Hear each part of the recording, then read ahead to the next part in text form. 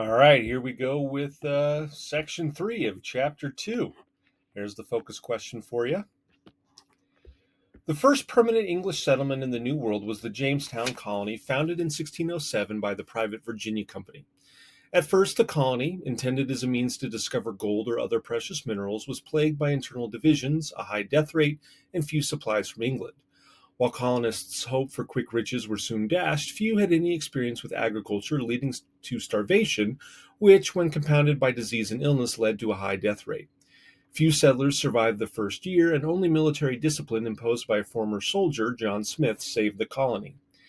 To become viable and attract settlers, the Virginia Company stopped looking for gold, started to grow its own food and a marketable commodity, and created an elected representative assembly. The company awarded land to those who paid their own or others' passage under the headright system, and issued a charter of grants and liberties, which included a House of Burgesses, the first elected assembly in colonial America, though only landowners could vote. The arrival in 1619 of the first 20 blacks in Virginia marked, along with the meeting of the House of Burgesses that year, the conjoined development of freedom and slavery in English America. Thus, the foundation was laid for an economy dominated by slave-owning planters. The area where the English established Jamestown was inhabited by some 15,000 to 25,000 American Indians living in agricultural communities. Wahansakanakak, or Powhatan, was the recognized leader in the region, who soon realized the advantages of trade with the English. Mindful of Las Casas's warnings about the Spanish Empire, the Virginia Company instructed colonists to treat indigenous inhabitants kindly and attempt to convert them to Christianity. John Smith realized that the colonists were dependent upon the Indians for food and therefore attempted to negotiate in a way that kept trade open. So here's John Smith. The first 2 years were mostly peaceful. However, at one point, Smith was captured by Powhatan, threatened with execution, and rescued by the leader's daughter, Pocahontas.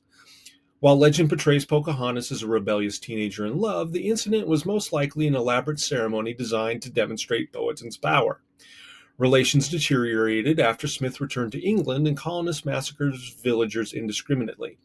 Pocahontas was captured only to convert to Christianity and marry John Rolfe as part of a peace settlement that ended the First Anglo-Powhatan War in 1614. She went to England with Rolfe and became a sensationalized representation of supposed Anglo-Indian harmony. She died of a disease in 1617, and Powhatan died the following year. Peace between the English and natives was broken in 1622 by Powhatan's successor Opchinancogo, whose surprise attack in the Second Anglo-Powhatan War wiped out nearly one-quarter of Virginia's small settler population. Jamestown's survivors retaliated by massacring scores of Indians and destroying their villages. The English now held the balance of power in the colony. Opchinancogo led a last attack in 1644 in the Third Anglo-Powhatan War, killing 500 colonists, but ultimately ending in defeat and leading to a treaty that required Indians to leave the area and inhabit reservations. The policy of separation followed a precedent set in Ireland. Virginia began to stabilize and slowly increase its population, in part by turning to the cultivation of tobacco. The unsuccessful Virginia Company surrendered its charter. Virginia was now a royal colony. With more Europeans smoking tobacco, the crop became a lucrative basis for the Virginia colony's survival and growth. Soon, a plantation elite with large estates emerged that ruled Virginia's society and politics, and they turned from unreliable and temporary white servant labor to black slave labor. Virginia's white society came to resemble that of England, with a landed gentry at top, small farmers in the middle, and an army of poor laborers, indentured servants, and former servants without land at the bottom. So that's the end of section 3, and we'll see you next time.